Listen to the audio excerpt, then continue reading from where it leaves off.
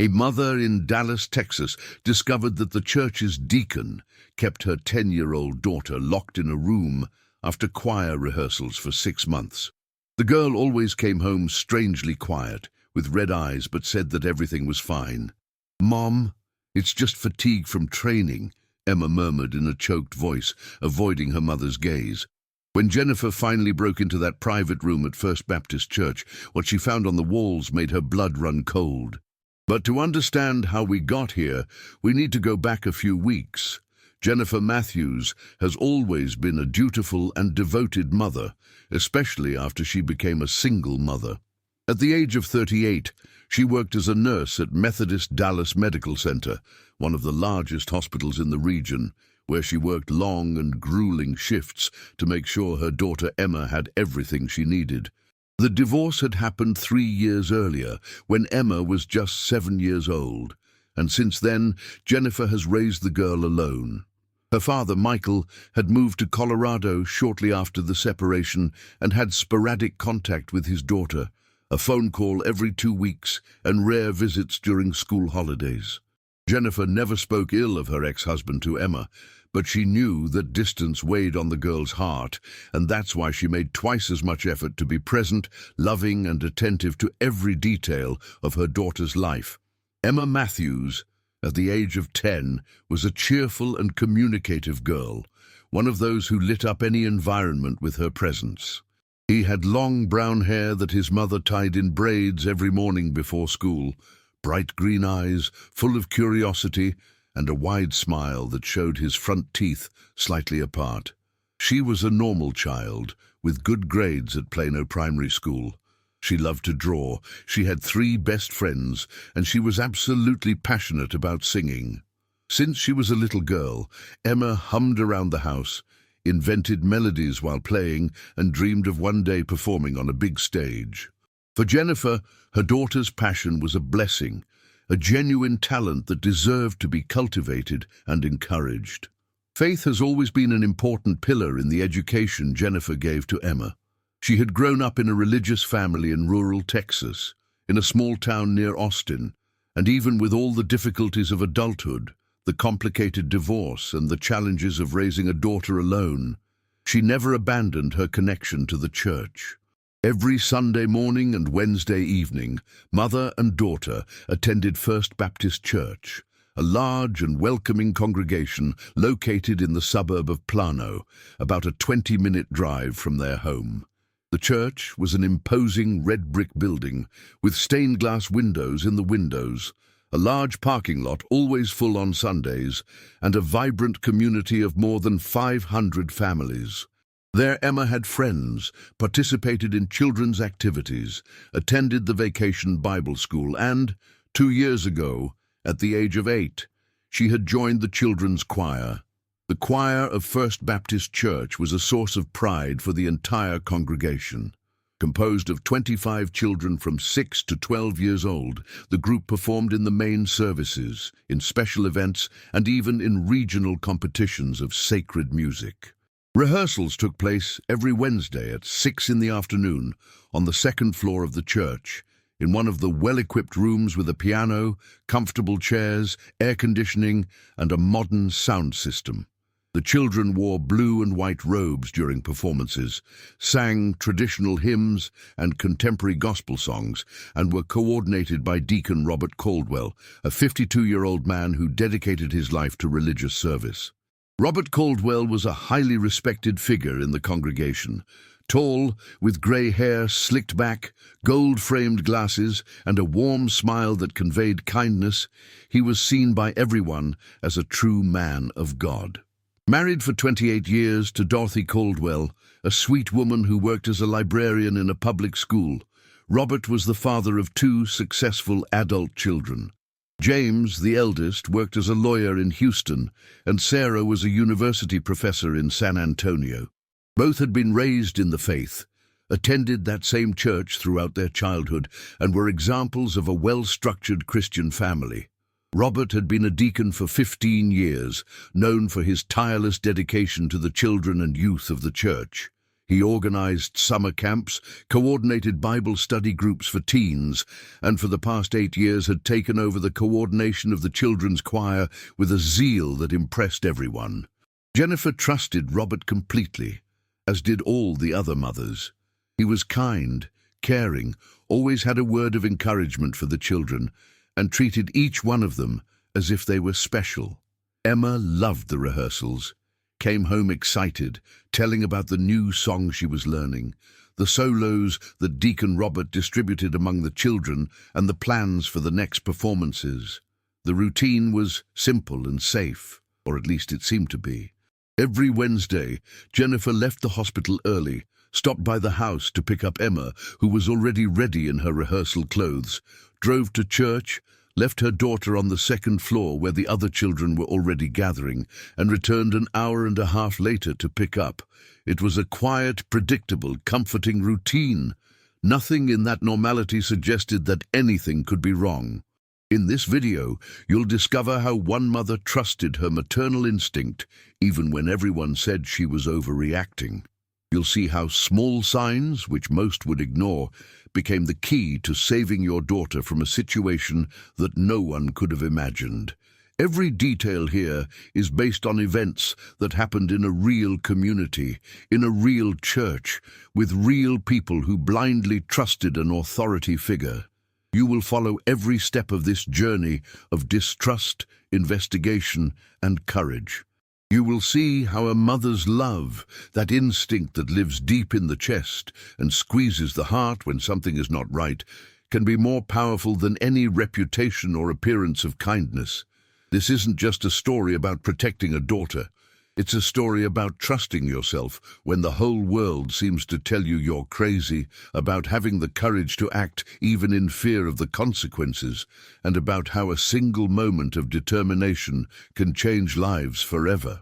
If you've made it this far, it's because real history interests you. Help this content reach more people, leave the like, subscribe to the channel, and activate the notification bell so you don't miss the next videos with stories that will move your heart. Everything started to change in September. Summer was over, school was back, and Emma was in her 5th grade at primary school, excited about her new teacher and the projects to come.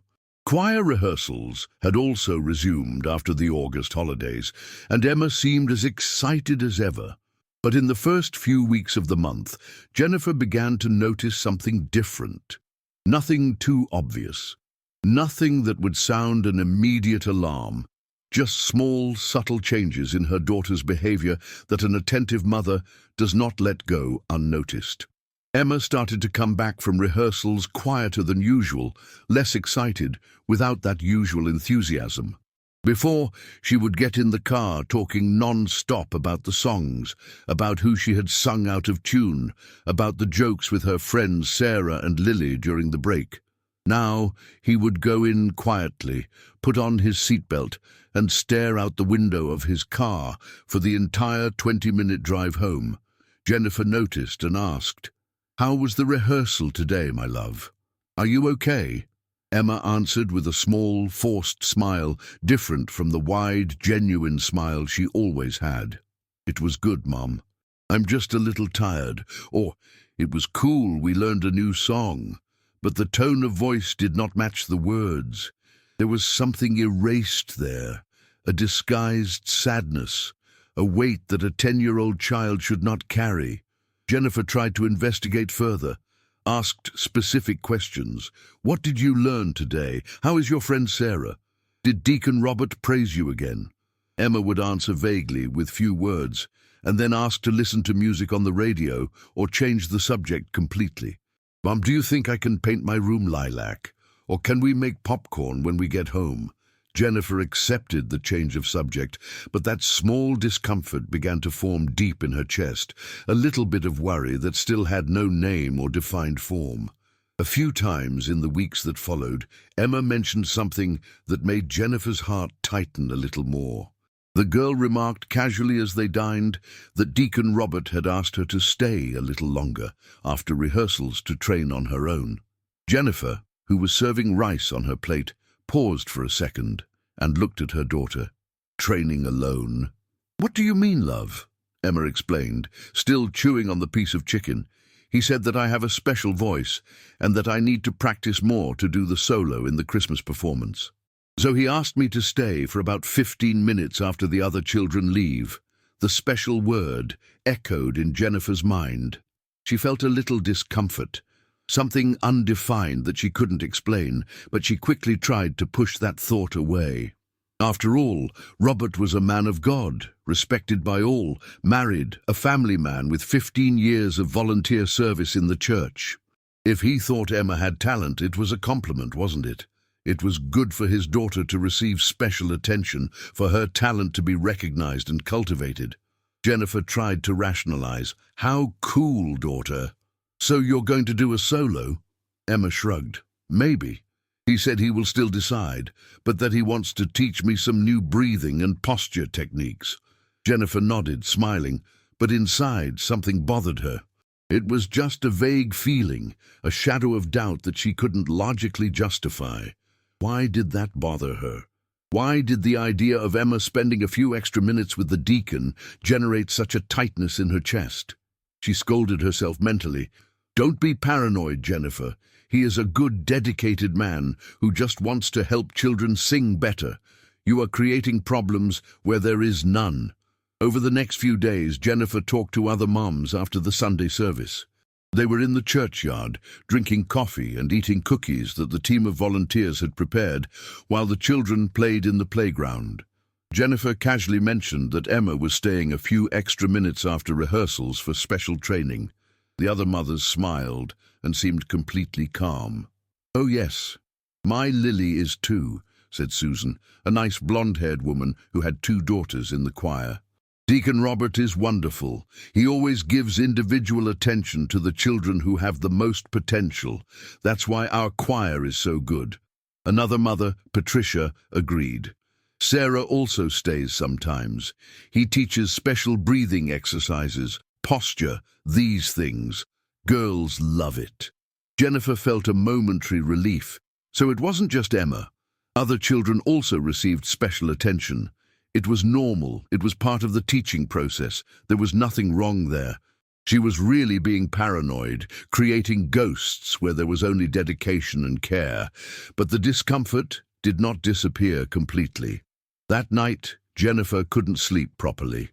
She lay in bed staring at the ceiling of the dark room, listening to the sound of the air conditioning and trying to understand why that bad feeling didn't leave her alone. Was it just instinct? Was it just the exaggerated fear of a single mother who wanted to protect her daughter from everything and everyone? Or was it something more? She thought of Michael, of her ex-husband who had left, of the loneliness of raising Emma alone, of the gigantic responsibility that weighed on her shoulders. Maybe that was it. Maybe she was too hypervigilant, seeing danger where there was none, because she was afraid of failing as a mother, of not noticing if something was really wrong. Jennifer sighed, turned sideways, and tried to force sleep to come. Tomorrow would be another day of work, another long shift at the hospital, and she needed to rest. Over the next few weeks, Emma began to mention a special room. It was on a Thursday night, while Jennifer was helping her daughter with her math homework at the kitchen table. Emma commented, without taking her eyes off the notebook where she did division counts. "Mom, did you know that there is a special room there on the 2nd floor of the church?" Jennifer looked up from the account she was checking. "Special room. How so?" Emma explained, still focused on the numbers. "It is a room at the end of the corridor, after the choir room.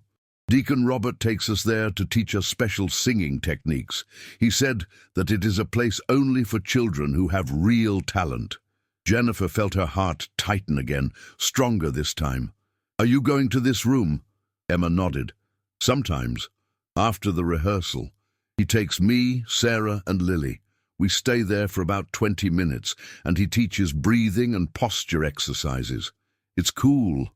Jennifer tried to keep her voice calm. And do other parents know this? Can they come in to see? Emma shook her head. No, Deacon Robert said that it is better for parents not to enter because children get nervous when there is an adult watching. He said that we need a quiet environment to learn law. That made Jennifer's stomach turn. Why couldn't the parents enter? Why did it need to be secret? But Emma seemed so quiet, so normal, talking about it as if it were the most ordinary thing in the world. Maybe it really was. Perhaps it was just a pedagogical technique to create an environment without pressure, so that children would feel free to make mistakes and learn. Many teachers did that, didn't they? They isolated students during training sessions so that there was no distraction or shame. Still, Jennifer couldn't shake that bad feeling. It was just a strange feeling, an inner voice whispering that something wasn't right, but she had no proof, no concrete facts to justify the concern. It was just a closed door, a special room, children receiving extra classes. What was wrong with that? Jennifer felt ridiculous, paranoid, like she was creating a storm in a teacup. She tried to talk to other mothers again after the Sunday service. Did you know that there is a special room where Deacon Robert gives extra classes? He asked Susan, trying to sound casual. Susan smiled. Oh yes, the advanced music room. Girls love it. It's like a special club for the best female singers. Patricia, who was next to her, agreed. It's true. Sarah says she feels important when she goes there. They learn things that other children don't. It is a privilege. Jennifer forced a smile. I see. And have you ever gone in to see what it's like? Susan laughed. No, it can't. Robert is very strict with this. She says that it needs to be a space only for children, without pressure from parents. But I trust him completely. He takes care of our daughters as if they were his own. Jennifer nodded, but inside she felt that tightness in her chest grow. She felt isolated, as if she were the only mother there, suspicious, the only one seeing trouble where no one else did. Maybe she was really crazy. Maybe I needed therapy, some anxiety medicine, something to calm that inner voice that kept screaming that something was wrong. She began to feel paranoid, ashamed of her own thoughts, guilty for distrusting such a good man, so dedicated, so loved by the whole community. That night, Jennifer stayed up late, searching on her cell phone about when a mother should worry about her children's extracurricular activities. She read articles about signs of child abuse, about how to identify suspicious behavior from adults, about the importance of trusting maternal instincts. But Emma showed none of the classic signs of abuse. She had no physical marks, showed no excessive fear of Deacon Robert, no drastic changes in behavior such as constant nightmares or regression. There was just that subtle sadness, that tiredness, that stillness after rehearsals. Maybe it was just the tiredness. Maybe Emma was just growing up, maturing, becoming less talkative and more introspective like tweens usually are. Jennifer put her phone away, lay down and tried to sleep, but the discomfort remained, small and persistent, like a thorn in your side that you can't get off. If this revelation is arousing in you a deep curiosity about what really happened, comment right now. I want more stories, and please leave your like on this video so that more people can get to know this channel. In October, everything got worse. Emma began to make excuses for not going to rehearsals. On the first Wednesday of the month, when Jennifer came home from the hospital at 5:30 p.m. to pick up her daughter and take her to church, she found Emma still in her pajamas, lying on the living room couch with a pained expression on her face. "Mom, I have a headache," said the girl in a weak voice. "I don't want to go to rehearsal today." Jennifer put her hand on her daughter's forehead, checking for a fever. There was none. "Emma, you have rehearsal. It cannot be missed without a good reason." The girl grimaced. "But I have a real headache, a very strong pain. I can't sing like that." Jennifer sighed, worried. "I'll give you some medicine and you'll get better. Come on, get ready quickly." Emma stood up slowly, reluctantly, shuffling her feet into the room as if she were going for the guillotine. The following week it was a stomachache. "Mom, I think I ate something that made me sick. I have nausea. And the next week, extreme tiredness. Mom, I'm very tired today. I had a science test and I was exhausted. Can I miss it just today? Jennifer began to notice a pattern. Every Wednesday morning, Emma woke up more tense, quieter, as if carrying a weight on her back. During the day, while Jennifer was in the hospital caring for patients, she thought about her daughter and that strange behavior. What was going on? Why did Emma, who had always loved to sing, who always came back from rehearsals excited, now seem to hate Wednesdays? Jennifer tried to talk. Emma, what's going on? You've always loved choir. Why don't you want to go anymore? The girl avoided her mother's gaze. I still like it, Mom. It's just that I'm tired of school classes. But the explanation was not convincing. One night on a Thursday in the middle of the month, Jennifer woke up to a noise coming from Emma's room. It was 2 a.m. She got up, crossed the dark corridor of the house, and opened the door to her daughter's room slowly. Emma was sitting on the bed, hugging the pillow, crying softly. Tears streamed down her face, illuminated by the dim light of the unicorn-shaped lamp on the bedside table. Jennifer felt her heart break. Emma, my love, what's wrong? She ran to the bed and hugged her daughter tightly. Emma clung to her mother, sobbing, her small body trembling. What happened, daughter? Did you have a nightmare? Tell Mom. Emma took a deep breath between her sobs and said in a choked voice, I'm afraid I'll disappoint Deacon Robert. Jennifer pulled back a little to look at her daughter's face. Disappoint? Why? Emma wiped away her tears with the back of her hand. Because he said that I have a special voice, that I'm different from other girls, that I can be a great singer if I train properly, but I feel like I'm not singing well. I'm afraid of making a mistake, and he'll get mad at me. Jennifer held her daughter's face with both hands, forcing Emma to look her in the eyes. Daughter, you have always been confident. You've never been afraid to make mistakes. Why are you afraid now? Emma looked away. I don't know, Mom, I just feel it. Deacon Robert is very important. He knows a lot and I don't want to disappoint him. That answer made no sense at all. Emma was always a self-assured child, who sang anywhere without shame, who didn't care about making mistakes in musical notes because she knew that making mistakes was part of learning. Where did that fear come from? Where did that need to please Deacon Robert come from, to the point of crying at dawn for fear of disappointing him? Jennifer hugged her daughter again, whispering words of comfort. You are perfect, just the way you are, my love. No one needs to be perfect. The important thing is that you have fun singing, not please anyone. Emma nodded against her mother's shoulder, but Jennifer could feel that the words hadn't reached the girl's heart. Something was deeply wrong, and now Jennifer was sure of it. It was no longer just a vague presentiment. It was a growing conviction that her daughter was suffering from something she couldn't identify. The next morning, Jennifer called Emma's school and talked to the teacher, Mrs. Anderson, an experienced middle-aged woman who had been teaching for 20 years. How is Emma behaving at school? Jennifer asked, trying to keep her voice steady. Mrs. Anderson replied that Emma was normal, participating in the classes, with good grades, playing with her friends in the playground. I don't see anything different, Mrs. Matthews. She's fine. Why the question? Jennifer vaguely explained that she was noticing her daughter a little quieter at home. The teacher reassured her. It's normal. She's growing up, entering pre-adolescence. Children change at this stage. But if I notice something worrying, I'll let you know. Jennifer thanked her and hung up, but she didn't feel the least bit relieved. The problem was not at school. The problem was elsewhere, and she was starting to be sure where.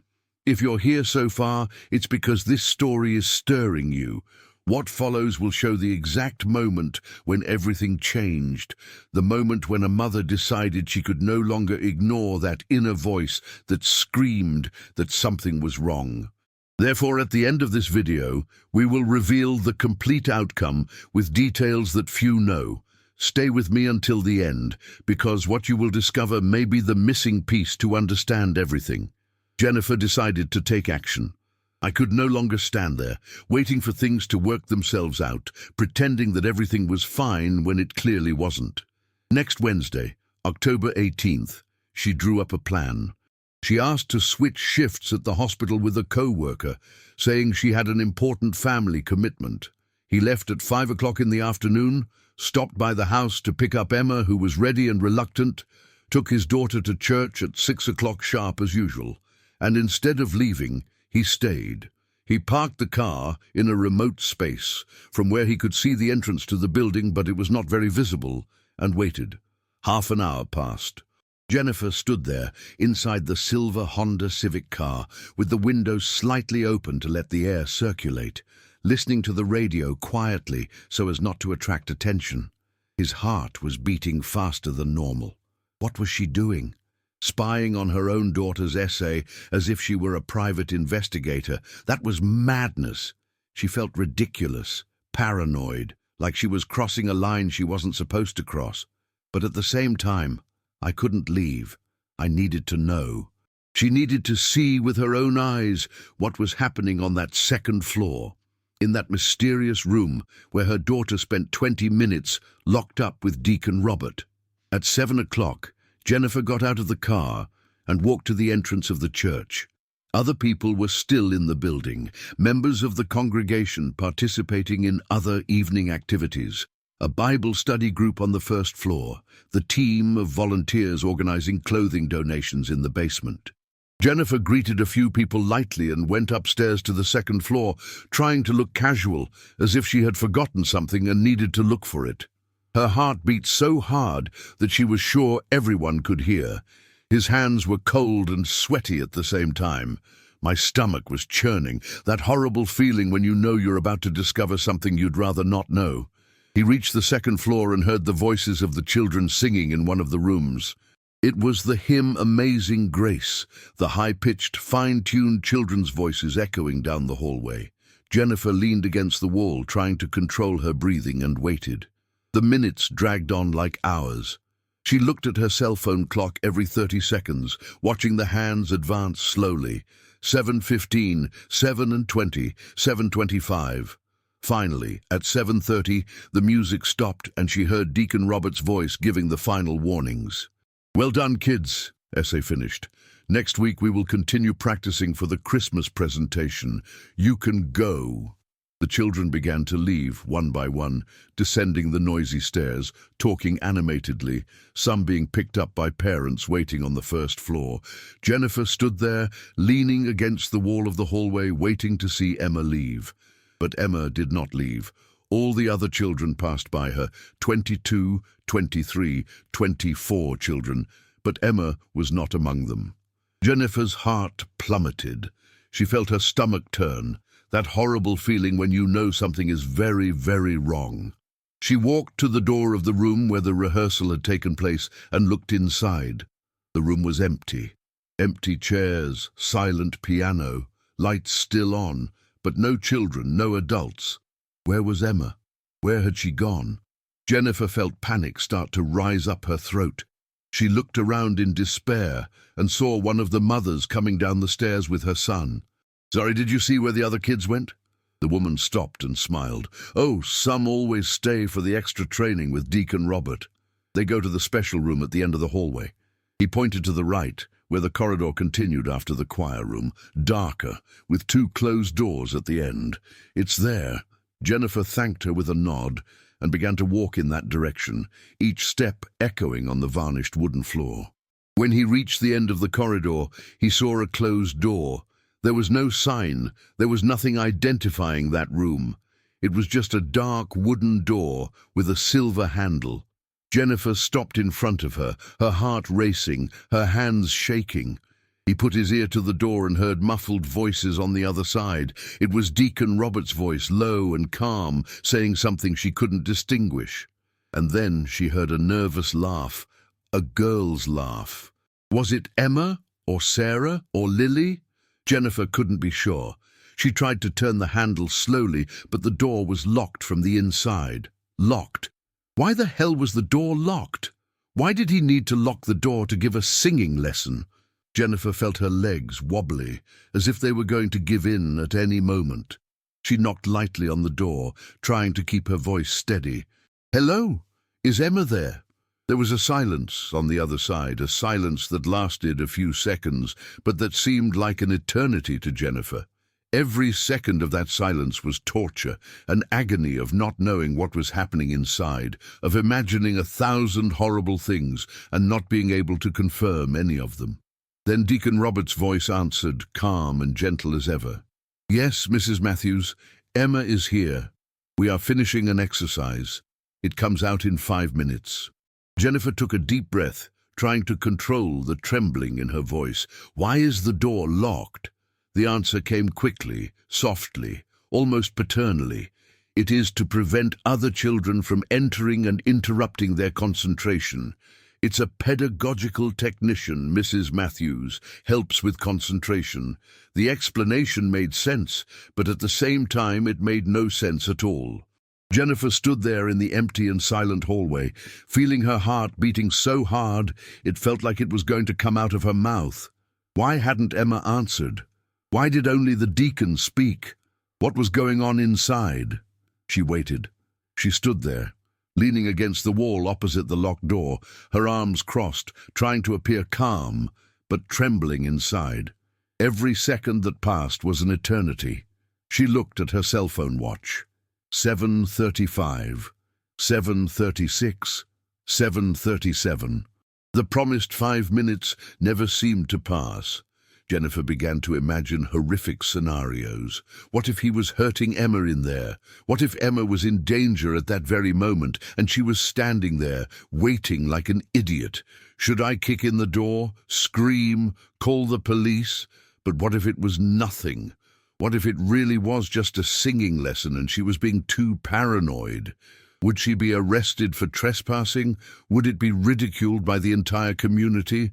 Finally, after what seemed like hours but only 6 minutes, the door opened.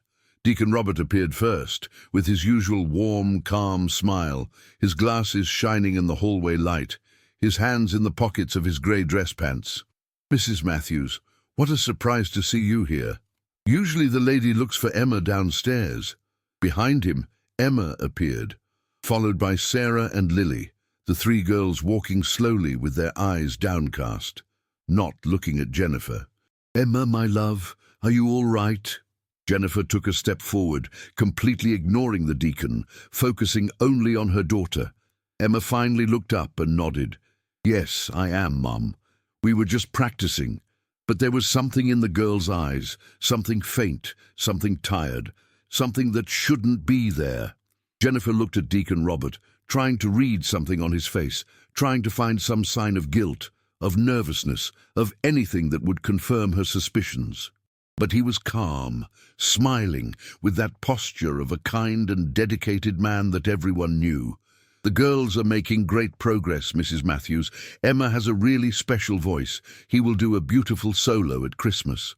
Jennifer forced a smile. "Thank you, Deacon. But I have to ask, why was the door locked?" His smile didn't waver in the slightest. "As I said, it's to maintain concentration. The other children sometimes try to get in, they want to play, and this hinders their focus. It is a technique that I learned in a music pedagogy course. Keeps the environment controlled and productive." The explanation was logical. It made sense, but at the same time, it didn't make any sense. Jennifer looked at Emma again. The girl was standing there, with her backpack on her back, her eyes downcast, saying nothing. "Come on, Emma. Let's go home." The two said goodbye to the deacon and the other girls and went downstairs in silence. Jennifer held Emma's hand tighter than necessary, as if she was afraid someone was going to snatch her from her at any moment. They got in the car, and Jennifer drove silently through the dark streets of Plano, streetlights illuminating the way home. In the car, on the way home, Jennifer tried to talk. "Emma, tell me, what exactly happens in those special workouts?" Emma looked out the window, watching the houses and shops go by. "Deacon Robert teaches breathing exercises, Mom. And different postures to sing better," Jennifer insisted, trying to keep her voice calm. "What do you mean, different postures?" Emma shrugged. "Like how to stand, how to hold the body, how to take a deep breath with your belly. Things like that. It's cool. And why do you need to stay in the locked room to learn this? Emma finally looked at her mother. He said it's so there is no distraction for us to focus on. The girl's tone of voice was monotonous, emotionless, as if she were repeating something memorized. Jennifer felt a chill down her spine. When they got home, Emma went straight to her room without dinner, saying she was tired. Jennifer was alone in the kitchen, sitting at the table, her hands shaking, her heart still racing. There was something wrong. She was absolutely sure now. No matter how many logical explanations Deacon Robert gave, no matter how many other mothers said it was okay, Jennifer knew something was deeply wrong with the situation. She took out her cell phone and started searching again. Suspicious behavior of adults with children, signs of child abuse, how to identify psychological manipulation. She read articles, forums, testimonies of other mothers who had gone through similar situations. Some stories ended well, with discoveries that everything was innocent. Others ended in a horrible way, with arrests, traumas, destroyed children. Jennifer didn't know which category her story would fall into, but she couldn't wait to find out. That night, she couldn't sleep. She stayed up until 3 in the morning, lying in bed, staring at the ceiling, listening to the sounds of the night, the crickets outside, the distant noise of cars on the main street. His mind didn't stop. He thought of Emma, of the forced smile, of the downcast eyes, of the fear of disappointing the deacon. I thought about the locked door, the other girls, the mothers who didn't see any problem. He thought of Robert Caldwell, of the respected man, of the father of a family, of the devoted deacon. How was it possible that such a man could be doing something wrong? But at the same time, how was it possible that she, Jennifer, was so wrong?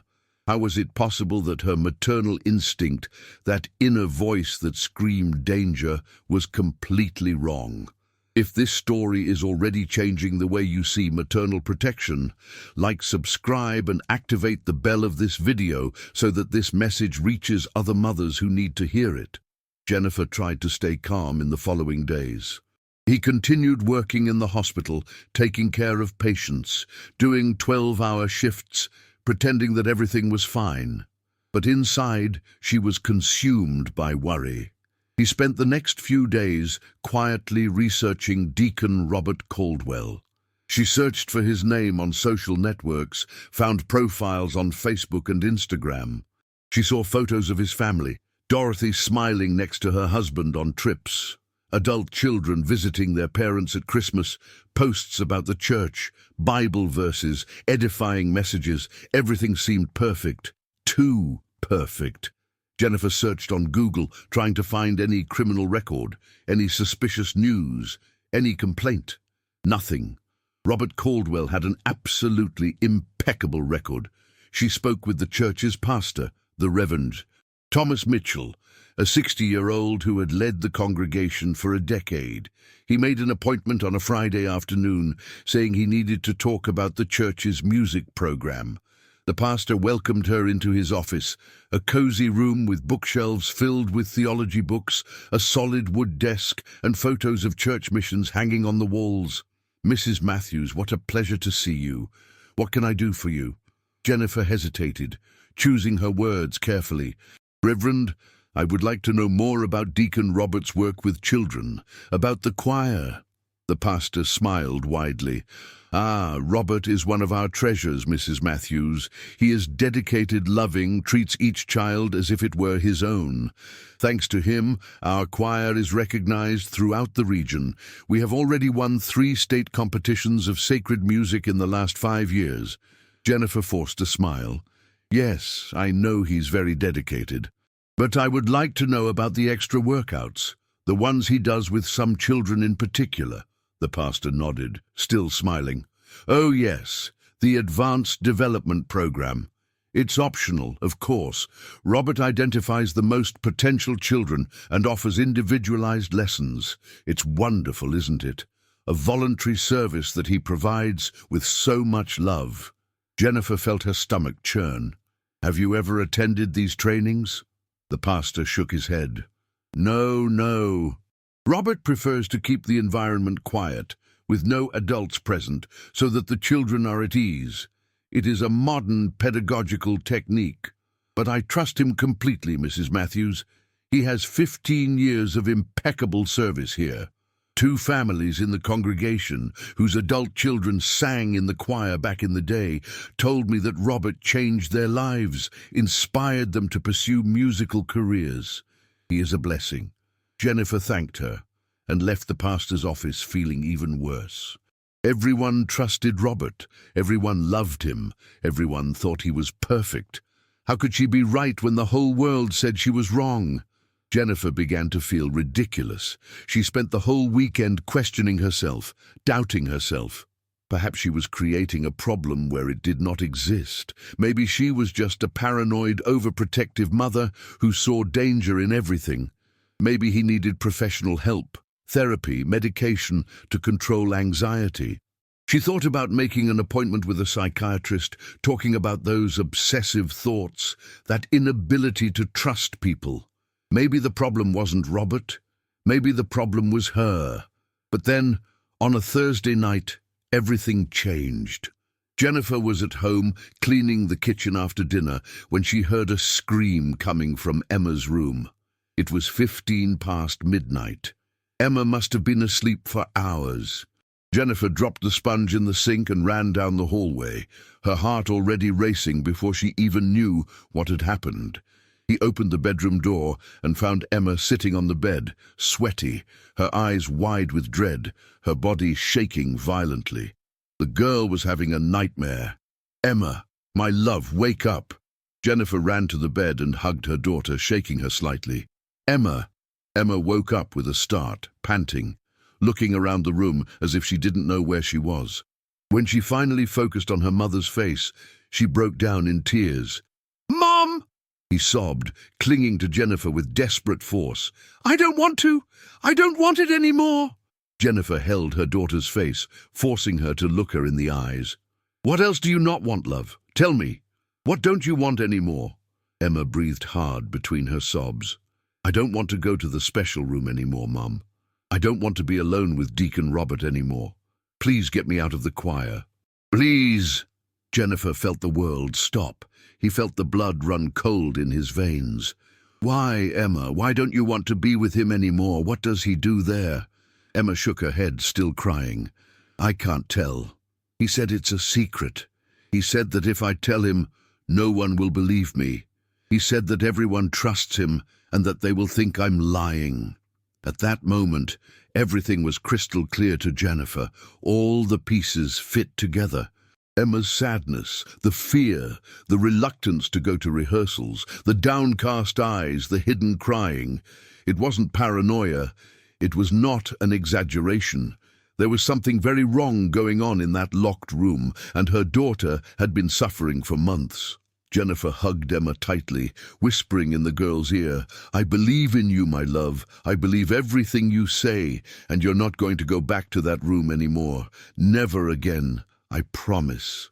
Emma continued to cry, but Jennifer could feel a little relief in her daughter's body, as if a gigantic weight had been lifted from her shoulders. That night, Jennifer stayed awake next to Emma until the girl fell asleep again, this time a peaceful sleep. But Jennifer didn't sleep. She sat there on the bed, staring at her daughter's face illuminated by the dim light of the lamp, and made an unshakable decision. It didn't matter what anyone said. Robert Caldwell's reputation didn't matter. It didn't matter if the whole community called her crazy. It didn't matter how many people called her paranoid, exaggerated crazy. She was going to find out the truth and protect her daughter, no matter the cost. Jennifer made an unshakable decision at that moment, sitting there in the dim light of Emma's room, listening to the sleeping girl's now quiet breathing. No matter what anyone said, no matter Robert Caldwell's impeccable reputation, no matter if the entire congregation of 500 families condemned her, she would find out what was really going on in that locked room, and if her suspicions were correct, she would make that man pay for every second of suffering he had caused his daughter.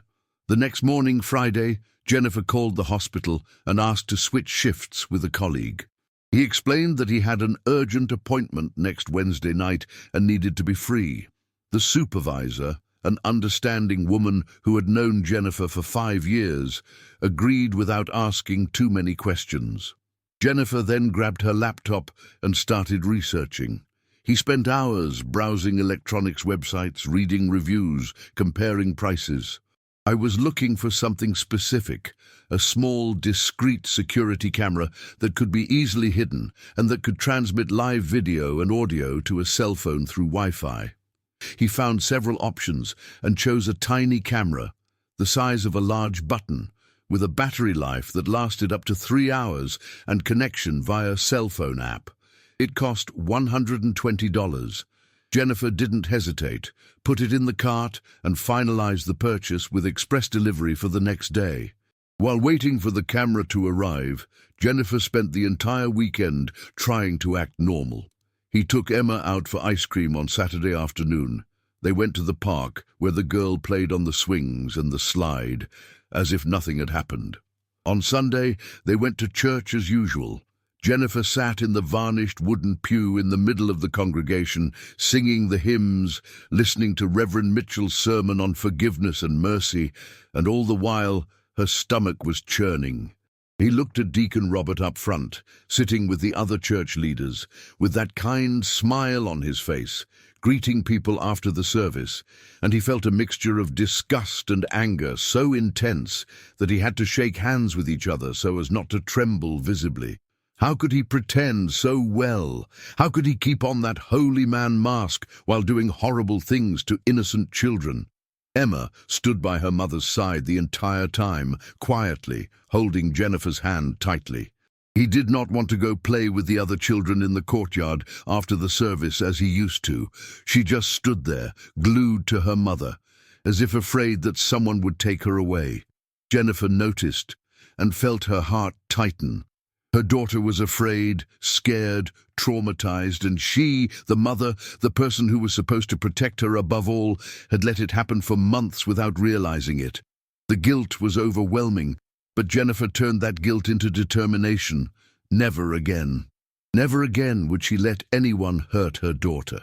On Saturday afternoon, the camera arrived. Jennifer signed the delivery receipt and opened the small cardboard box as soon as she closed the door of the house. Inside was the tiny device, a USB charger, and an instruction manual. Jennifer read everything carefully, downloaded the app on her cell phone, set up the Wi-Fi connection, and tested it.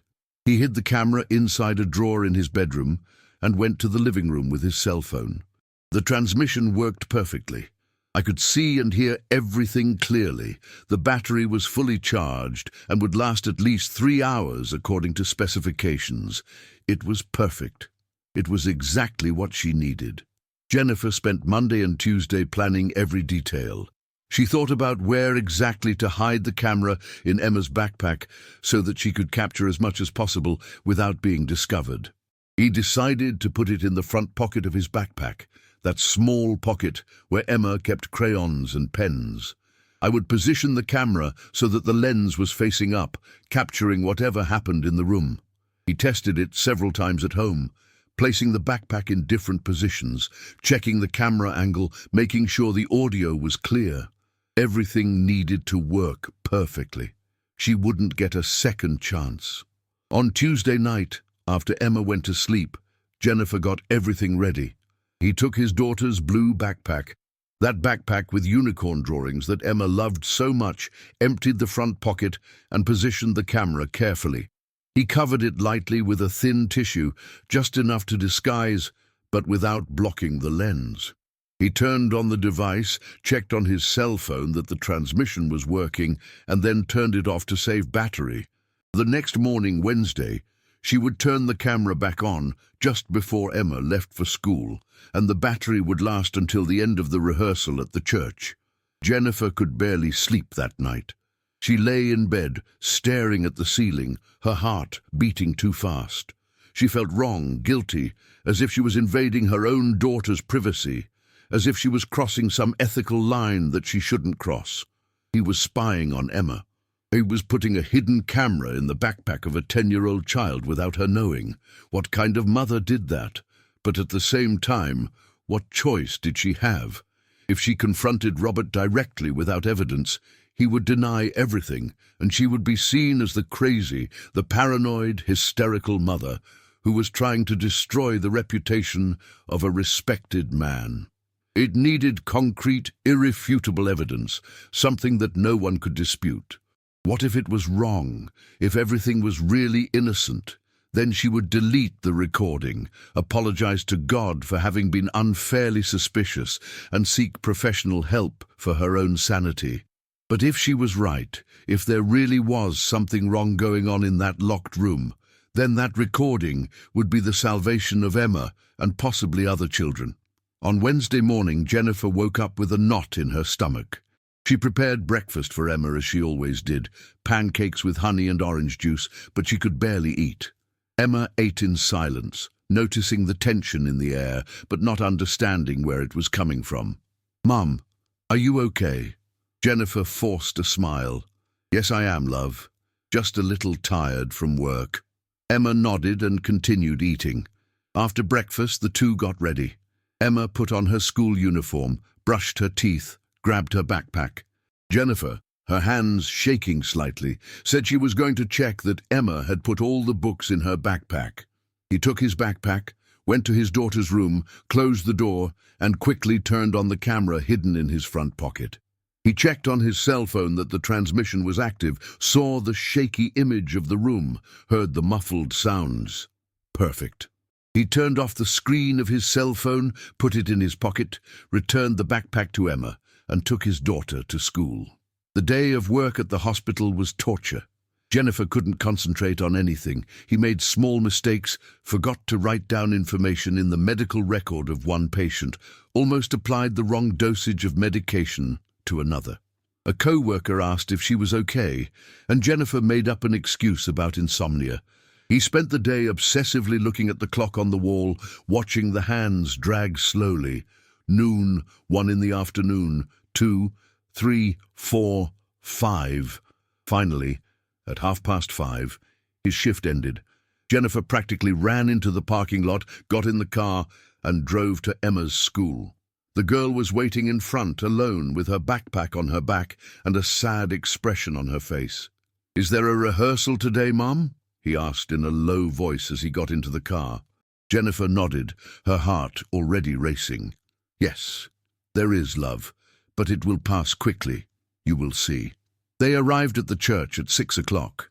Jennifer parked. Emma got out of the car and walked slowly to the entrance of the building. Her shoulders slumped, each step heavy as if she were going to her own ordeal. Jennifer watched until her daughter disappeared through the door, and then, instead of leaving as she normally did, she drove the car to a space further away in the corner of the parking lot, under a large tree that provided shade from where she could see the entrance but was not very visible. He turned off the engine, picked up his cell phone with trembling hands, and opened the camera app. The screen loaded, and suddenly she was seeing through the hidden camera in Emma's backpack. The image was shaky, dark, showing the inside of the backpack and pieces of the church aisle as Emma walked. Jennifer turned up the volume on her phone and put it close to her ear. I could hear Emma's footsteps going up the stairs, hear the voices of other children talking, laughing, playing. Emma entered the choir room and put her backpack on the floor, leaning against the wall. The camera now caught a partial view of the room, showed the chairs where the children were sitting, the piano in the corner, and occasionally the legs of someone passing by. The audio was clear. Jennifer heard Deacon Robert's voice greeting the children. "Good night, dears. Let's start our essay. Today we are going to practice the hymn that we are going to sing at Christmas. Are you all ready?" Jennifer stood there, inside the car parked at the end of the church parking lot, with her cell phone against her ear, listening. The rehearsal began. The children sang. Robert played the piano, gave instructions on musical notes, corrected out of tune, made the children repeat passages. Everything seemed absolutely normal, innocent, exactly what a children's choir rehearsal should be. 40 minutes passed like this, with Jennifer listening to every note, every word, every childish laugh. She started to feel ridiculous again. Maybe there really was nothing wrong. Maybe Emma was just tired of the routine. Maybe she was going through some growth phase, some hormonal change that made her more sensitive and emotional. Perhaps all that elaborate plan, the hidden camera, the espionage, was just the delirium of a paranoid mother who saw monsters where there were only dedicated teachers. But then, at 6:45, everything changed. Jennifer heard Robert's voice announcing the end of the shoot. "Well done, kids. That's all for today. You are singing beautifully. They can leave. But Emma, Sarah, and Lily, the three of you stay a little longer, please. Let's do that special training that we talked about." Jennifer felt her stomach turn. He heard the other children getting up, talking, picking up their backpacks. He heard footsteps moving away, the room emptying. And then silence. A heavy, uncomfortable silence. Jennifer held her breath, squeezing her phone so hard that her fingers turned white. Robert's voice returned, lower now, almost whispered. "Girls, grab your things. Let's go to the special room. Emma, don't forget your backpack." Jennifer heard footsteps, felt the movement of the camera as Emma picked up the backpack from the floor. The image was shaky, showing flashes of the hallway, the ceiling, doors passing through. The three girls were following Robert down the hallway. Jennifer heard the voice of one of them, probably Sarah, asking quietly, "Is today going to be quick, Deacon Robert?" His voice responded with that gentle, fatherly tone. "Yes, you will, dear. Only 20 minutes. You guys are doing so well. I'm very proud of you." Jennifer heard a door opening, footsteps entering a different room, and then the door closing, and the unmistakable sound of a key turning in the lock. The door was locked. Jennifer felt her heart race. His hands were shaking so much that he almost dropped his phone. He took a deep breath, trying to calm down, and continued listening. Robert's voice started again, still gentle, still calm. "Well done, girls. Today we are going to practice the deep breathing exercises. Remember how I taught? It is important to breathe with the diaphragm, to feel the belly filling with air. Let's all stand." Jennifer heard the girls moving. She heard Emma's voice, softly and hesitantly. "So, Deacon Robert?" And his answer. "That's right, Emma. Very good. Now place your hands on your belly to feel the breath." Silence for a few seconds. Then his voice again. "Sarah, you're doing it right. Lily, take a deeper breath. Emma, let me see." Jennifer heard footsteps approaching, and then Emma made a sound of discomfort, a small sigh. Robert's voice continued. "That's very good. Feeling how your belly expands? That's how professional singers breathe. You are growing up so beautiful, girls, so talented and beautiful." Jennifer felt the nausea rise up her throat. Growing, beautiful. Why was he talking about physical beauty? What did this have to do with singing? He kept listening, his whole body tense, every muscle contracted. For the next few minutes, Robert continued to give instructions about breathing, but his words became stranger and stranger, more inappropriate. He asked the girls to stand in specific positions, corrected their posture by touching their shoulders, back, waist.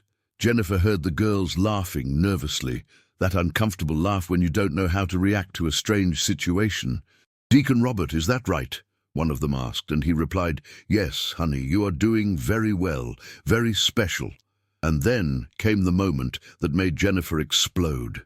Robert's voice, still calm, still gentle, said, "Emma, let's do a different exercise today. I need you to lift your blouse just so far, up to the ribs, so I can see if you are breathing properly with the diaphragm. It's important for me to see the movement of the belly." There was a pause. Jennifer could imagine Emma hesitating, frightened, not knowing what to do. And then the girl's voice, so low that it was almost inaudible. "Do I have to take it off?" His answer. "You don't need to take it off. Just lift it a little. It's fast. It's just for me to see if you're doing the right exercise. Come on. There's no need to be ashamed. I'm like a doctor. I'm here to teach you." Jennifer didn't hear anything else. His brain shut down. Something primordial, visceral, maternal took over her. He threw his cell phone in the passenger seat, started the car with his hands shaking violently, left the parking space skidding the tires, and accelerated towards the entrance of the church.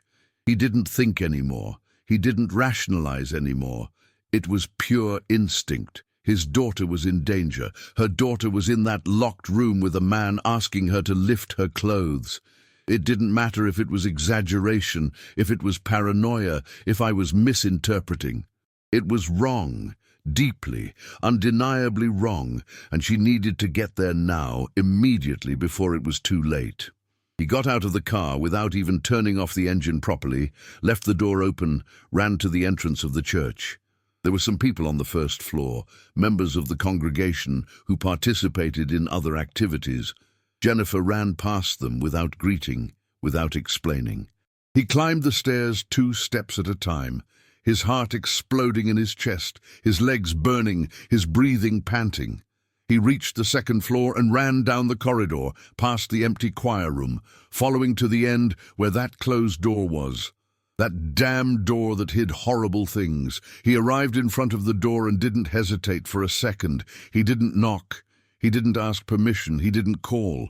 He simply took a step back and kicked the door with all the force he had. The door didn't give way the first time. The lock was strong, the wood was solid. Jennifer felt a sharp pain go up her foot, down her leg, but she completely ignored it. She kicked again and again and again, putting all her fury, all her despair, all her maternal strength in those kicks. On the 4th attempt he heard a crack. On Thursday the wood around the lock began to crack. On Friday the lock finally gave way. The screws tore from the frame, and the door burst open with a bang that echoed through the entire hallway. If you're here, it's because this story deserves to be heard. I believe that what comes next will surprise you even more. Don't leave this video before you find out how it all ended, because the most important moment is yet to come. Jennifer entered the room, and the scene she saw made time stop. Here were the 3 girls, Emma, Sarah, and Lily, standing in the middle of the small room with walls covered with posters of gospel musicians and a small table with sheet music in the corner. Emma stood with her back to the door, her school uniform blouse up to her ribs, exposing her belly and part of her back. Sarah and Lily stood by them, also with their blouses up, staring at the floor with expressions of shame and discomfort. And Robert Caldwell was less than a meter from Emma, leaning forward, one hand outstretched as if to touch the girl's belly, his eyes wide with surprise at the sight of Jennifer entering like that. For a second no one moved. It was as if they had all become statues. Jennifer looked at Emma and saw her daughter's eyes widen, first with surprise, then with relief so deep it was heartbreaking. "Mommy," Emma whispered, her voice breaking, her eyes already filling with tears. Jennifer felt something explode inside her, a fury so intense that it made everything turn red. "Get out. Now, all of you, get out of this room immediately." His voice came out as a scream, guttural, authoritative, leaving no room for questioning. The 3 girls instantly complied, pulling down their sweaters and running out of the room, past Jennifer and disappearing down the hallway. Jennifer then turned to Robert. The man had taken a step back, recomposing his expression of surprise to something that tried to look like innocent confusion. "Mrs. Matthews, what's going on? Why did you enter like this?" "We were just doing a breathing exercise, a pedagogical exercise that I learned in a vocal technique course. You are misinterpreting the situation." But Jennifer wasn't listening. I was no longer reasoning. It was just pure anger, maternal instinct taken to the extreme. She took 2 steps towards him, and he backed off, his back hitting the wall. "Be quiet. You'll be quiet and won't say another word." Jennifer took the cell phone that was in her pants pocket, that cell phone that was still recording everything through the camera in Emma's backpack that was now left in the hallway, but she had another proof. He opened the screen, searched the app history, and found the recording of the last 20 minutes. "I have everything recorded," he said in a voice trembling with anger. "Every word you said, every touch, every moment you asked my daughter to lift her clothes, everything. The police are coming. You will no longer get close to any child in your life again." Robert's face changed completely at that moment. The mask of goodness, of a holy man, of a dedicated deacon, simply fell off. What was left was pure panic. His eyes widened, his mouth opened slightly, his hands began to tremble. "Mrs. Matthews, you don't understand," tried to say, the voice now losing that pastoral calm. "That's a terrible misunderstanding. I would never, ever do anything inappropriate to these children. I am a man of God. I have family. I have reputation." He took a step to the side, trying to move away from the wall, trying to move towards the door. "I need to leave. You are making a serious mistake. My career, my life, everything is going to be destroyed because of a misunderstanding." Jennifer blocked the door with her body. "You're not going anywhere. He will stay here until the police arrive and will answer for every second of suffering he caused my daughter." Robert tried to argue again, his voice now with a threatening tone. "You will regret it. I will sue you for trespassing, for defamation, for destruction of property. Everyone will know that you are a hysterical mother who cannot control her paranoia. No one will believe you. I've been respected for 15 years in this church. You are just another troubled mother with mental problems." But Jennifer didn't move. She stood there in the doorway, blocking the exit, her arms crossed, her eyes fixed on him with an iron determination. "You can try to threaten me as much as you want. I have the evidence. I have the recording. I have the testimony of the 3 girls. And I am absolutely sure that I am right. You are a predator, a manipulator, and you will pay for it." A few minutes later, which seemed like hours, Jennifer heard quick footsteps walking up the stairs. 2 police officers from the city of Plano appeared in the hallway, with their hands close to their holsters, assessing the situation. A blonde woman in her 40s, who was on the first floor during other activities, had called 911 when she heard the bang of the door being kicked in and the screams coming from the second floor. "Mrs. Matthews?" One of the officers, a tall man with grey hair and a serious look, approached. "Did you call reporting a situation with a child?" Jennifer nodded, still blocking the door, still keeping an eye on Robert. "Yes, official. I have video evidence of this man's inappropriate behavior with my 10-year-old daughter and 2 other girls." The policeman looked at Robert, who was trying to keep his composure but was visibly nervous, his hands shaking, sweat beginning to appear on his forehead. "Sir, are you?" "Robert Caldwell. I have been a deacon of this church for 15 years. Official, this is a terrible misunderstanding. I was just giving singing lessons to these kids. This woman broke into the room violently and is making baseless accusations based on nothing but her own paranoia. I have an impeccable reputation in this community. I'm married, I have children, I'm a man of God. I would never do something inappropriate with a child." Jennifer didn't wait any longer. He took his cell phone, opened the recording of the last 20 minutes, and held it out to the policeman. "Officer, please listen to this. Listen to what he said to my daughter. Listen to him asking her to lift her blouse." The police officer took his cell phone, put it close to his ear, and pressed play. Jennifer saw his expression change as she listened. His brow furrowed, his eyes narrowing, his jaw clenching. He listened for 2 minutes, then passed the cell phone to the other officer, a young woman with black hair tied in a bun. She heard it too, and her face became hard. The 2 officers exchanged a look. The grey-haired cop handed the phone back to Jennifer and turned to Robert. "Sir, I need you to accompany us to the police station to provide clarifications." Robert turned pale. "But officially, this is absurd. I didn't do anything wrong. It was just a breathing exercise, a pedagogical technique." The policeman shook his head. "Sir, there are procedures that need to be followed. We have reports of 3 minors, we have an audio recording, and we need to investigate. Please come with us voluntarily." Robert tried to protest again, but the officer was firm. "Lord, the more you resist, the worse it will get. We will solve this at the police station." Robert's hands trembled as he finally moved, leaving the room, past Jennifer without looking at her. The officers escorted him to the hallway, where several people had already gathered, attracted by the noise. Jennifer saw Emma, Sarah, and Lily sitting on a wooden bench near the stairs, hugging each other, being comforted by two mothers who had arrived. He also saw the blonde woman who had called the police, and Pastor Reverend Mitchell, who had gone upstairs when he heard the commotion with an expression of shock and confusion on his face. Robert Caldwell was led by the cops down the stairs, still trying to maintain some dignity, his head held high, but impossible to ignore the trembling in his hands and the sweat running down his face.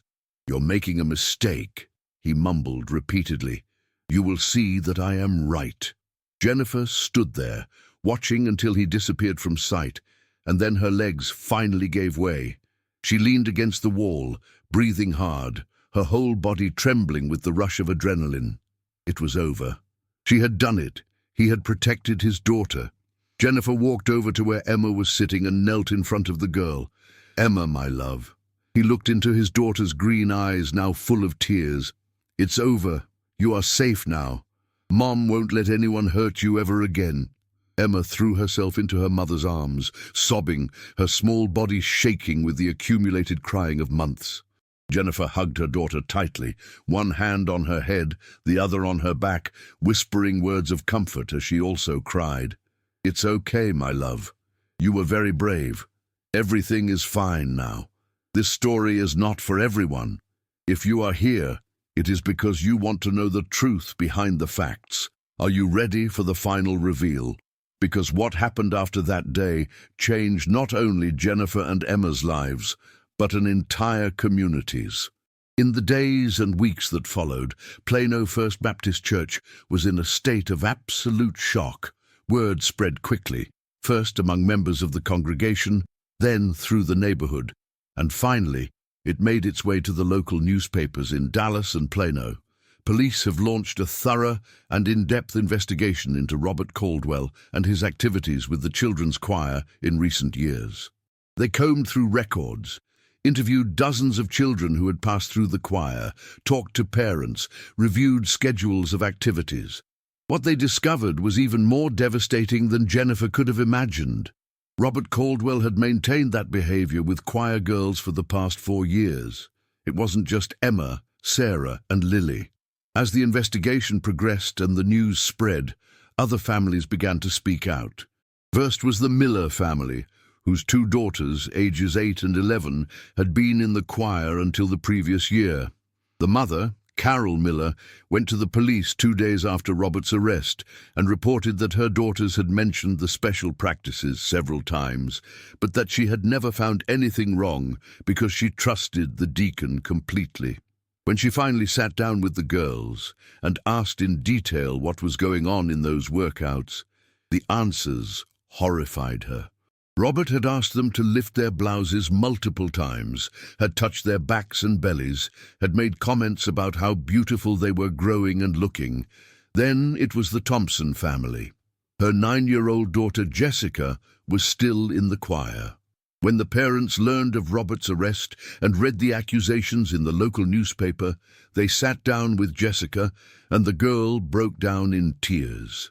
She said that for months she had been participating in special training and that Robert always made her stay in strange positions, always played more than he should, always said things that made her uncomfortable.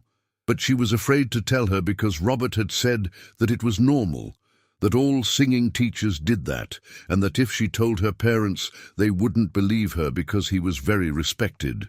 In total, 7 girls between the ages of 8 and 11 came forward with their families in the first 10 days after Robert's arrest. 7 families who had completely trusted this man, who had left their daughters in his care, who had never imagined that something wrong could be happening. Police confirmed that in none of the cases there was serious physical sexual abuse, but all of the girls had been subjected to inappropriate touching, comments about their developing bodies, and situations of partial skin exposure under the guise of breathing and posture exercises. They all carried the emotional weight of what they had experienced, the fear, the confusion, the shame of not having told them before. Jennifer would never forget the day she was reunited with the other mothers for the first time. It was on a Saturday afternoon, 2 weeks after Robert's arrest. Susan, Sarah, and Lily's mother offered her home for the meeting. It was a large and beautiful house in a quiet residential neighborhood of Plano, with a well-kept garden and a spacious living room with comfortable sofas. When Jennifer arrived, the other 6 mothers were already there. Carol Miller, Patricia Thompson, Angela Rodriguez, Michelle Chen, Rebecca Johnson, and Susan Williams. 7 mothers who had never met like that before, who barely knew each other beyond the casual greetings after Sunday services. Now they were sitting in a circle, united by pain and guilt for not having realized what was happening to their daughters. The initial silence was heavy. No one really knew how to start that conversation. It was Jennifer who finally spoke first. "I wanted to thank everyone for coming. I know that this is difficult for all of us." His voice trembled a little. "But I think we need to talk. We need to support each other because our daughters are going to need us more than ever in the coming months." Carol Miller was the second to speak, tears already streaming down her face. "I should have realized. My daughter Katie mentioned special training over a year ago. She said that Deacon Robert was very affectionate with her, that he always said she was beautiful and talented. I thought it was beautiful. I thought it was just a dedicated teacher praising a student. How could I be so blind?" Patricia Thompson was also crying. "Jessica tried to tell me 6 months ago. She said she didn't want to go to rehearsals anymore, that she was afraid of Deacon Robert. But he was so respected, so loved by everyone, that I told her to stop making excuses and go anyway. I forced my daughter to go back to that place. I forced her to continue suffering because I didn't believe her." Patricia covered her face with her hands, her shoulders shaking with sobs. Angela Rodriguez put her hand on her shoulder. "We all fail. We all trust too much. He used our faith against us. He used his reputation, his position in the church, to blind us. We wanted to believe that a man of God would never do something like that." The 7 mothers cried together that afternoon. They hugged each other, shared stories of their daughters, shared the overwhelming guilt they all felt. But Jennifer tried to bring some comfort. "We cannot change the past. We cannot go back in time and do it differently, but we can make sure our daughters recover. We can make sure he pays for what he did. And we can make sure that this never happens to any other child again." Susan nodded, wiping away her tears. "Jennifer, you saved my daughter. You saved all our daughters. If it wasn't for you, this could have continued for years. You had the courage to trust your gut when we were all blind. We are eternally grateful to you." But Jennifer shook her head. "It wasn't just me. It was Emma.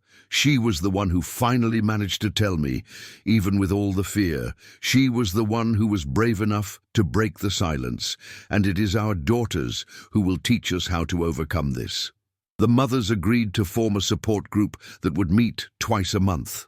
They would share their daughters' therapy processes, exchange experiences, support each other on difficult days.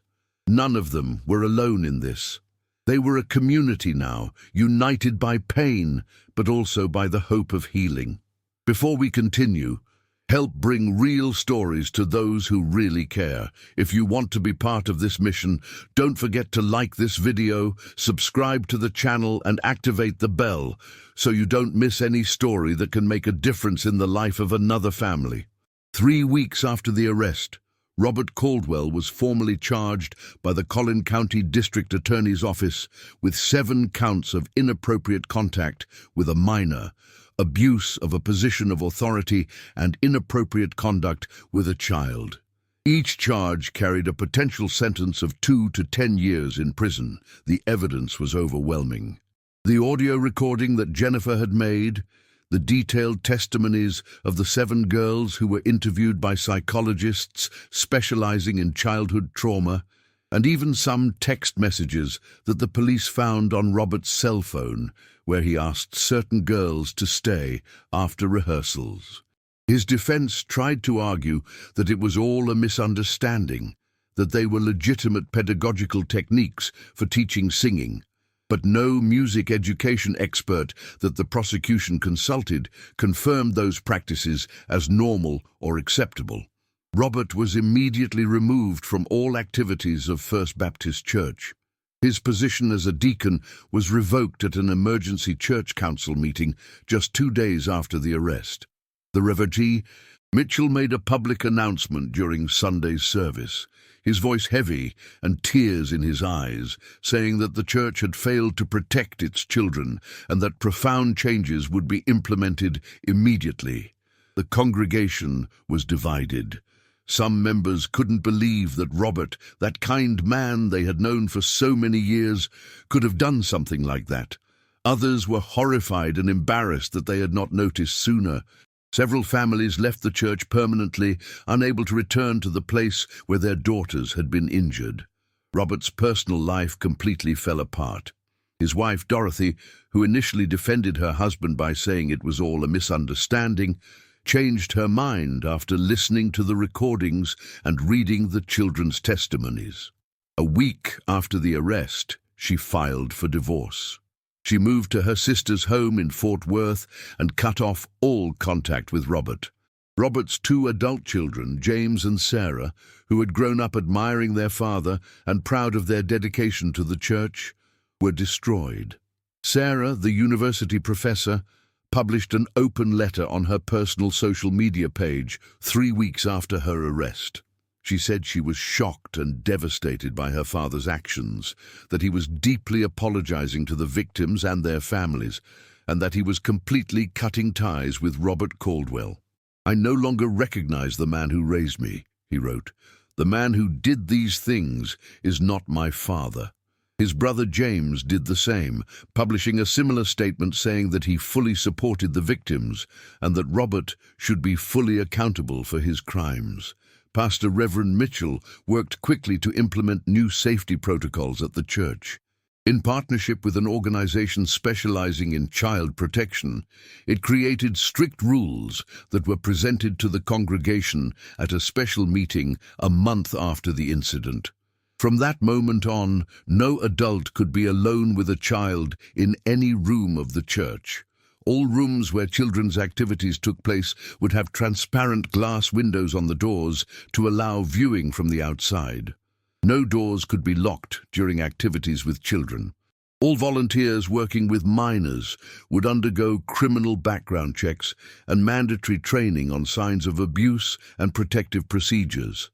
And a child protection committee would be created made up of volunteer parents who would oversee all activities related to children and adolescents. Jennifer and Emma's story made local headlines. The Dallas Morning News ran a lengthy 3rd-page story titled, "Mother Uncovers Abuse in Church Choir After Months of Mistrust." The story told the full story, from Jennifer's first suspicions to the final recording and Robert's arrest, without revealing the names of the victims to protect the children. The newspaper also interviewed child abuse experts who praised Jennifer's courage and emphasized the importance of parents trusting their instincts, even when everyone around them says everything is fine. A child psychologist named Dr. Linda Morrison said in the interview, "Sexual predators often choose positions of authority and trust precisely because it gives them easy access to victims and creates a buffer against suspicion. Parents need to understand that no reputation, no position is above the safety of a child." Jennifer was invited to give an interview to NBC5's local news program Dallas-Fort Worth 2 weeks later. She hesitated at first, not wanting public exposure, but decided to accept, thinking that perhaps she could help other mothers recognize similar signs. In the interview, which aired on a Saturday night and was watched by tens of thousands of people, Jennifer spoke calmly about her experience. She explained how she noticed the changes in Emma's behavior, how she struggled with her own self-doubt and community pressure, and how she finally decided to trust her maternal instinct even when it seemed crazy. "I want other mothers to know that it's not paranoia," she said, looking directly at the camera. If something in your heart is telling you that something is wrong with your child, investigate. It doesn't matter who the person is. It doesn't matter how respected they are. Trust your gut. It exists for a reason. The interview had a huge impact. The station received hundreds of emails and messages on social networks from other mothers thanking them for sharing that story. Some recounted their own similar experiences. Others said the story opened their eyes to signs they were ignoring with their own children. The report was shared thousands of times online and prompted several other churches and religious organizations in the Dallas area to review their child protection policies. Emma began therapy with a child psychologist named Dr. Rebecca Santos, who specializes in abuse trauma. The first sessions were extremely difficult. Emma didn't want to talk. She sat silently in the office chair, playing with a stuffed animal that the therapist offered, but without saying a word. Jennifer waited in the next room, occasionally hearing Dr. Santos's soft voice trying to get Emma to open up, and sometimes she heard her daughter crying. Each session lasted 50 minutes, but seemed to last forever. Jennifer sat there in an uncomfortable chair, flipping through old magazines without actually reading, her heart sinking, knowing that on the other side of that door, her daughter was reliving painful moments. But over time, Emma began to improve. Dr. Santos used play therapy, games and drawings to help Emma process the trauma without having to verbalize everything. Gradually, Emma began to talk about what had happened in that locked room, about how confused and scared she felt, but she didn't know if she could tell because Robert always said that it was normal and that no one would believe her if she did. She talked about how special she felt at first when Robert chose her for extra training, but how that special feeling was replaced by discomfort and fear as the touches became more frequent and the situation stranger. After 3 months of weekly therapy, Emma was noticeably better. She smiled more genuinely again, played with her friends again, went back to drawing and singing at home. I still had nightmares occasionally and still avoided anything related to choirs or churches, but I was clearly on the road to recovery. Jennifer also went to therapy, not only to process the trauma of almost losing her daughter to a predator, but also to deal with the guilt of not realizing it sooner and the constant fear that she might fail again in the future. Her therapist, Dr. Karen White, helped Jennifer understand that she had done exactly what she needed to do, that she had trusted her instinct, investigated, protected, and saved not only Emma, but several other children. The 7 families continued to meet regularly. They formed a powerful support system where they shared progress, challenges, and healing strategies. The girls also began meeting for group therapy sessions once a month, facilitated by Dr. Santos.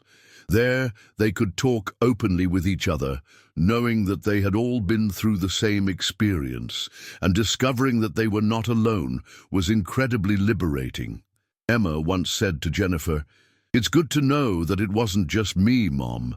We were all afraid to tell. We all thought no one would believe it, but now we know it wasn't our fault." Jennifer hugged her daughter and cried, grateful that Emma was beginning to understand that it was never her fault, that she was a victim, and that she had been strong and brave in the end. 6 months after Robert Caldwell's arrest, Jennifer and Emma's lives had changed forever, but it was reaccommodating itself into a new normal. Jennifer was still working at the hospital as a nurse, but now with an additional assignment. She and the other 6 mothers had founded a non-profit called Safe Voices Texas, dedicated to educating parents and faith communities about signs of child abuse and safety protocols. They officially registered the organization, created a simple website, printed educational pamphlets, and began offering free workshops at churches, schools, and community centers throughout the Dallas area. The first workshop took place at a Methodist church in Richardson, a neighboring city north of Dallas. 23 fathers attended, most of them mothers, some accompanied by their husbands. Jennifer, Carol, and Susan presented together, each telling a part of the story, explaining the signs they had ignored, showing how predators use positions of trust to gain access to victims, teaching their children what questions to ask and how to create an environment where children feel safe to tell when something is wrong. At the end of the workshop, which lasted 2 hours, several mothers approached with tears in their eyes, thanking them for sharing that painful but important experience. One of them said, "You just opened my eyes to things I was ignoring with my own son. Thank you for having the courage to talk about it." And over the next few months, Safe Voices Texas held workshops at more than 15 different churches and schools in Dallas, Plano, Richardson, Frisco, and other cities in the region. Each event reached between 20 and 50 parents, and the impact was visible. Churches began implementing child protection protocols similar to those First Baptist had created. Schools have revised their policies on adults being alone with students. Families began to have more open conversations with their children about safety and appropriate boundaries. The organization also created simple educational materials, pamphlets with lists of warning signs and telephone numbers for complaints, which they distributed free of charge at all events. Emma, who turned 11 6 months after the incident, had transformed. He continued to do monthly therapy with Dr. Santos, but now more as maintenance than for urgent need. She had returned to singing, not in organized choirs, but at home for herself, regaining that passion that Robert had tried to destroy. She went back to drawing, playing with her friends Sarah and Lily, who were also in the process of recovery. The 3 girls had become even closer, bonded together by an experience that no one else could really understand. And Emma had developed an impressive maturity for her age, a deep understanding of the importance of speaking the truth and protecting the most vulnerable. At one of Safe Voices Texas's workshops, held at a community school in Frisco 8 months after the incident, Emma asked to speak. Jennifer was surprised. She didn't expect that, but she let her daughter go up to the small stage of the auditorium where about 40 people were seated. Emma, 11 years old, brown hair now shorter in a modern cut, stood in front of the microphone and spoke in a clear, firm voice. "My name is Emma, and I went through a bad situation when I was 10 years old. An adult that I trusted, that everyone trusted, did things that made me uncomfortable and afraid. I didn't tell anyone for a long time because he said it was normal, that it was a secret, and that no one would believe me if I did. But I finally told my mother, and she believed me, and she saved me." The audience was in complete silence, all eyes fixed on this brave girl. Emma continued, "If something is making you feel uncomfortable, even if the person says it's normal, even if the person is important or respected, tell a trusted adult. Tell your mother, your father, your teacher, someone, and if the first person doesn't believe it, tell someone else and another, until someone else does. Because you deserve to be protected, and it's not your fault if something bad happened. The fault is always the adult who did the wrong thing." When Emma finished, there were a few seconds of silence, and then the whole audience began to applaud. Jennifer, sitting in the front row, had tears streaming down her face, but they were tears of immense pride. His daughter was no longer just a victim. She had become a voice, a force, someone who could help other children not to go through what she went through. As for Robert Caldwell, the criminal case has moved slowly, as most cases do. There were months of preliminary hearings, negotiations between the prosecution and defense, psychological evaluations. The defense tried to argue that Robert suffered from some mental disorder that diminished his responsibility, but the experts hired by the prosecution concluded that he was fully aware of his actions and knew they were wrong, so much so that he took care to hide, lock doors, and manipulate the children not to tell. 10 months after the initial arrest, Robert accepted a plea deal.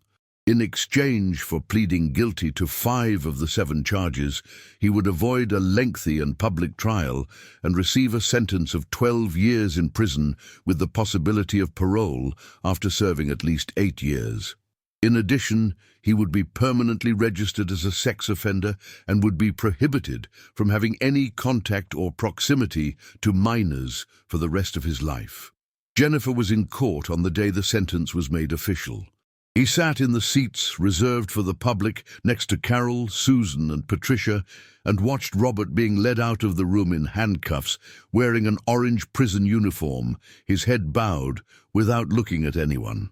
He felt no joy, no revenge, only a deep relief and a sense of closure. That man who had caused so much pain, who had betrayed the trust of so many families, who had hidden his true nature behind a mask of kindness, was finally being held accountable. Justice did not erase the trauma, it did not undo the suffering, but it was a necessary step towards healing. The story of Jennifer, Emma, and the other families has continued to be a powerful example of maternal courage and child protection throughout the Dallas area. Articles were written, news reports were aired, and the name Safe Voices Texas became recognized among faith communities and schools. Jennifer never sought fame or recognition. She did everything because it was the right thing to do, because she wanted to turn her family's pain into something that could help other families. And he succeeded. Every workshop held, every pamphlet distributed, every conversation started was a small but significant victory against child abuse and the culture of silence that often protects it. Today, 3 years after that fateful October day when Jennifer kicked down the door of that locked room, Emma is 13 years old and in the 8th grade of school. She is a normal teenager with all the typical concerns of a girl her age, friendships, school grades, social networks, but it also carries within itself a wisdom and strength that many adults do not have. She knows she survived something difficult and came out stronger on the other side. She continues singing, now at home and occasionally in small school performances, recovering that passion that was almost stolen from her. And when someone asks her why she's so careful about who she spends time with, why she always tells her mom where she is and with whom, she answers simply, "I've learned that trusting the right people and telling the truth can save her life." Jennifer continues to work as a nurse, continues to raise Emma alone, continues to lead Safe Voices Texas with the other mothers. The organization has held more than 70 workshops in 3 years, reached thousands of families, and helped dozens of churches and schools implement child protection policies. They even received a small donation from a local foundation that allowed them to print more educational materials and expand their reach to other cities in Texas. The work is voluntary, done in my spare time between hospital shifts and family responsibilities, but it is also deeply meaningful. Every family they can educate, every child they can protect, is a victory that makes it all worthwhile. The most important lesson Jennifer has learned and that she shares in every workshop she conducts is simple yet powerful. Trust your maternal instinct. That inner voice that says something is wrong is not paranoia, it is not exaggeration, it is not madness. It's your body, your mind, your mother's heart telling you to protect your child. When everyone around you is saying it's okay, when the suspicious person has an impeccable reputation, when you start to feel ridiculous for being suspicious, remember that mothers exist to protect their children above all else. No reputation, no religious office, no position of authority is above the safety of a child. And if you're wrong, if it's really just a misunderstanding, you can apologize. But if you are right and do not act, the consequences can be devastating and irreversible.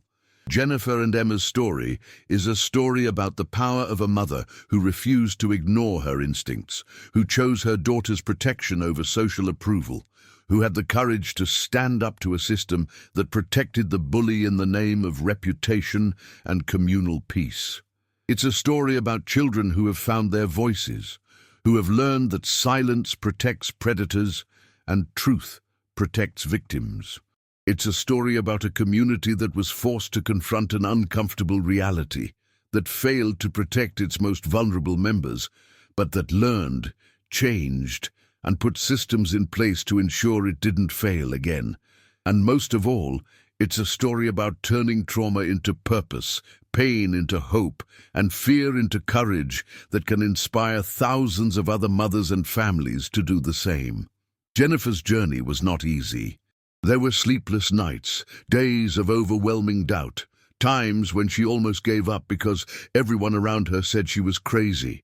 There was the guilt of not having realized it before, the fear of having acted too late, the anguish of seeing her daughter suffering.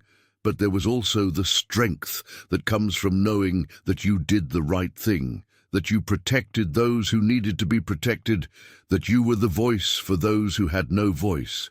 Jennifer isn't a perfect movie heroine. She's a real mom with real fears and real imperfections. But in the moment that mattered, when everything was at stake, she chose to believe in her daughter, trust herself, and act with absolute courage.